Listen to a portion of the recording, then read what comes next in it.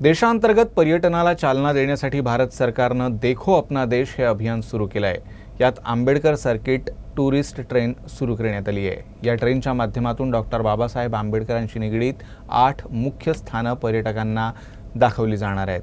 14 एप्रिलला दिल्लीहून निघालेली ही रेल्वेगाडी सोमवारी नागपुरात पोहोचली। यानंतर सर्व पर्यटकांनी दीक्षाभूमी आणि ड्रॅगन पॅलेसला भेट दिली। भारत गौरव पर्यटक ट्रेन रविवारी इंदोर मार्गे नागपूर रेल्वे स्थानकावर दाखल झाली। नागपुरात आल्यानंतर पर्यटकांनी दीक्षाभूमीत डॉक्टर बाबासाहेब आंबेडकर यांच्या अस्थिकलशाचं दर्शन घेतल्यानंतर ड्रॅगन पॅलेसमधील विपश्यना केंद्राला भेट दिली। त्यानंतर ही ट्रेन सायंकाळी नागपूरहून रवाना झाली।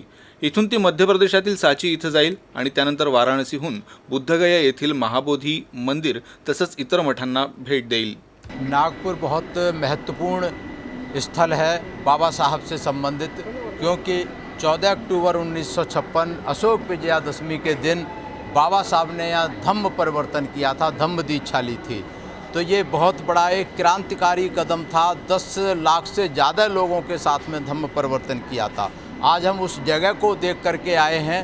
उस जगह को देख करके हमें प्रेरणा मिलती है और वहाँ पूरा हमने अध्ययन किया कि आखिर बाबा साहब ने यहाँ क्यों धम्म परिवर्तन किया, नागपुर ही क्यों चुना, उसके कुछ कारण थे।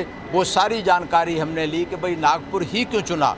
इसने बाबा साहब ने भाषण दिया था 15 अक्टूबर को, उसमें पूरी स्थिति उन्होंने क्लियर की कि भाई नागपुर ही हमने क्यों चुना, क्योंकि नागपुर नागवंश के लोगों की राजधानी था। नागवंश के लोग वो लोग थे जो मूलतः बौद्ध थे, जिन्होंने बौद्ध धर्म को अपनाया था, बौद्ध धर्म को चलाया था, लेकिन वो संस्कृति को ख़त्म कर दिया। इसलिए बाबा साहब ने नागपुर को चुना था।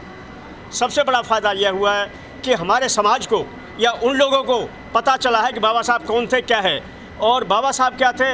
ये और एक बात है कि बाबा साहब ने किसी एक समाज के लिए, एक व्यक्ति के लिए कोई फ़ायदा नहीं पहुँचाया। उन्होंने पूरे देश का भविष्य बनाया है। वो देश के निर्माता हैं, सिर्फ संविधान निर्माता नहीं है, वो देश के निर्माता हैं। उन्होंने बैंक लागू किया, उन्होंने लेडीज़ के लिए वो काम किया, लड़कियों के लिए वो काम किया, महिलाओं के लिए वो काम किया जो आज तक किसी देश के लोग पहले जो जितने भारतवासी थे सब इनके अपोज करते थे। लेकिन बाबा साहब एक ऐसे जैसे थे, उन्होंने हिंदू कोड बिल की वजह से अपने मंत्री पद से इस्तीफा दे दिया था। देशांतर्गत पर्यटनाला चालना देण्यासाठी भारत सरकारनं देखो अपना देश मोहिमेची घोषणा केली होती। या मोहिमेअंतर्गत पर्यटकांना डॉक्टर बाबासाहेब आंबेडकर यांच्याशी निगडीत प्रमुख स्थळांची सैर करवली जाणार आहे। 14 एप्रिल रोजी दिल्लीतील निजामुद्दीन रेल्वे स्थानकावरून या रेल्वेला हिरवी झेंडी दाखवण्यात आली होती। हा प्रवास आरामदायी आणि स्मरणीय बनावा यासाठी विविध सुविधा या ट्रेनमध्ये आहेत। या 8 दिवसीय प्रवासात नवी दिल्ली, महू, नागपूर, सांची, सारनाथ, गया, राजगीर आणि नालंदा या पर्यटन स्थळांचा समावेश आहे। ही ट्रेन पर्यटन आणि रेल्वे मंत्रालयाचा संयुक्त उपक्रम आहे।